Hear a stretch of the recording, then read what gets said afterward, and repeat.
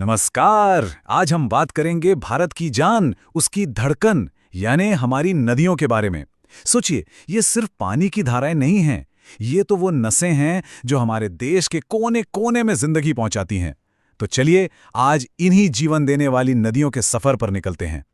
ये बात एकदम 100% सच है। हमारे खेत हों, हमारे घर हों, बड़े-बड़े शहर हों या छोटे-छोटे गांव, सब के सब इन्हीं नदियों के दम पर तो सांस ले रहे हैं। यही हमारी प्यास बुझाती हैं, यही हमारी धरती को सोना उगलने लायक बनाती हैं। ये तो हजारों साल से हमारी पूरी कहानी की गवाह रही हैं। अच्छा, जैसे हम सबके परिवार होते हैं, रिश्ते नाते होते हैं, ठीक वैसे ही नदियों के भी अपने-अपने कुनबे और परिवार होते हैं। तो आज हम भारत के इन्हीं नदी परिवारों से मिलेंगे, उनकी कहानी जानेंगे, कहाँ से वो पैदा होती हैं और कहाँ तक का लंबा सफर तय करती हैं। तो सबसे पहला सवाल मन में यही आता है ना कि भाई इतनी सारी नदियां हैं हमारे देश में, तो इनको समझने के लिए इनके कितने मुख्य परिवार या समूह बनाए जा सकते हैं, क्या लगता है? चलिए इसका जवाब देखते हैं। तो जवाब है 4। हमारे देश के नदियों के मोटे-मोटे 4 बड़े परिवार हैं।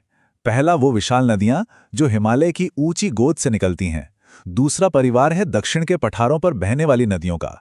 तीसरा वो छोटी-छोटी नदियां जो समंदर के किनारे-किनारे बहती हैं। और चौथा वो थोड़ी रहस्यमयी नदियां जो रेगिस्तान की रेत में ही कहीं खो जाती हैं। एक-एक करके इन सब से मिलेंगे। तो अपना सफर शुरू करते हैं उत्तर के महान पहाड़ों से, हिमालय से। यहां से जो नदियां निकलती हैं ना, वो बहुत खास हैं। क्यों? क्योंकि वो सिर्फ बारिश के भरोसे नहीं रहती, उनमें तो पूरे साल पानी भरा रहता है, इसीलिए ये कभी सूखती नहीं है। देखिए, इन दो बड़े नदी परिवारों में एक बहुत बड़ा फर्क है, इसको समझना जरूरी है। हिमालय की नदियां समझ लीजिए उस मटके की तरह हैं जिसमें ऊपर से बर्फ पिघल पिघल कर लगातार पानी भरता रहता है, मतलब पानी हमेशा आता रहेगा। वहीं दूसरी तरफ दक्षिण भारत की नदियां उस तालाब जैसी हैं जो बस बारिश का इंतजार करता है।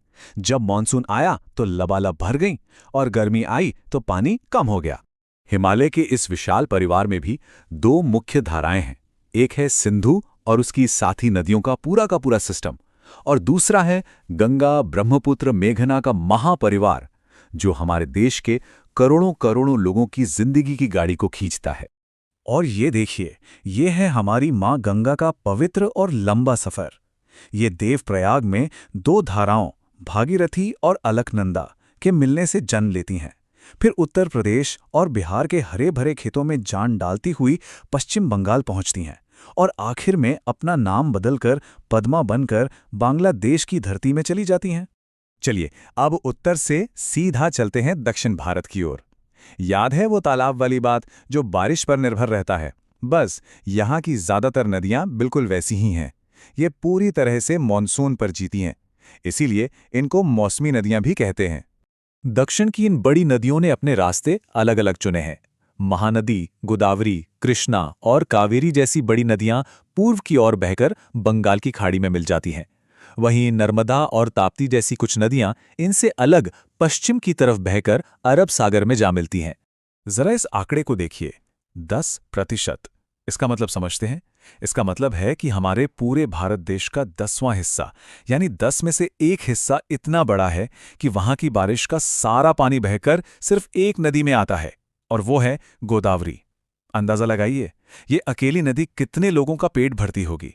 ये तस्वीर साफ दिखाती है कि दक्षिण में किसका राज चलता है। सबसे बड़ा इलाका है गोदावरी का, वो यहाँ की रानी है। उसके बाद कृष्णा का नंबर आता है और फिर महानदी का।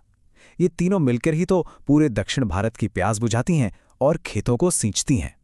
अब तक हमने बड़ी और मशहूर नदियों की बात की, पर अब हम मिलेंगे दो ऐसे छोटे मगर बड़े ही अनोखे नदी परिवारों से। एक वो जो समुंदर के किनारे ही पैदा होकर वही खत्म हो जाती हैं, और दूसरी वो जो रेगिस्तान में कहीं गुम हो जाती हैं। ये नंबर चौंकाने वाला है ना? करीब 600। हमारे पश्चिमी समंदर के किनारे किनारे लगभग 600 छोटी छोटी नदियां बहती हैं। हाँ, ये गंगा यमुना जितनी लंबी नहीं है, पर वहां के गांवों और कस्बों के लिए ये किसी जिंदगी देने वाले वरदान से कम भी नहीं है। अब एक पहेली जैसी बात सुनिए। कुछ नदियां ऐसी भी हैं जो पहाड़ों से निकलती तो हैं, बड़ा सपना लेकर कि वो सागर से मिलेंगी, पर कभी पहुंच नहीं पाती। उनका सफर रेगिस्तान की गर्म रेत में ही खत्म हो जाता है। वो वहीं समा जाती हैं। इन्हीं को हम अंतःस्थलीय नदी कहते हैं। लूनी, माछू, घग्गर, ये कुछ ऐसी ही रहस्यमयी नदियों के नाम हैं। ये राजस्थान के रेगिस्तान में कुछ दूर तो बहती हैं, लेकिन फिर रेत उन्हें अपनी गोद में ले लेती है और वो हमारी नजरों से ओझल हो जाती हैं, गायब हो जाती हैं। सच में ये कुदरत का एक अजूबा ही तो है। तो हमने नदियों के अलग अलग परिवारों से तो मुलाकात कर ली। अब आखिर में ये भी देख लेते हैं कि लंबाई की दौड़ में कौन सी नदी सबसे आगे निकलती है, कौन कितनी लंबी है। जरा इस लिस्ट पर नजर डालिए। सिंधु और ब्रह्मपुत्र दोनों लगभग 2900 किलोमीटर लंबी हैं। मतलब कश्मीर से कन्याकुमारी जितनी दूरी। हमारी पवित्र गंगा भी 2500 किलोमीटर से ज्यादा का लंबा सफर तय करती है। इनके सामने दक्षिण की गोदावरी और कृष्णा शायद छोटी लगें, पर वो भी 1000 किलोमीटर से ज्यादा लंबी हैं। इससे पता चलता है कि हमारा देश कितनी विशाल और महान नदियों का घर है। तो आज हमने ये देखा कि नदियां सिर्फ बहता हुआ पानी नहीं है, वो तो बहती हुई संस्कृति हैं, बहती हुई विरासत हैं। हर नदी की अपनी एक कहानी है जो सीधे हमारे पुरखों से, हमारे इतिहास से और हमारे आज से जुड़ी हुई है।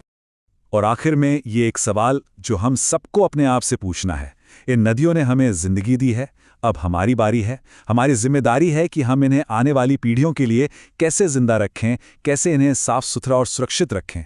इस पर सोचिएगा जरूर।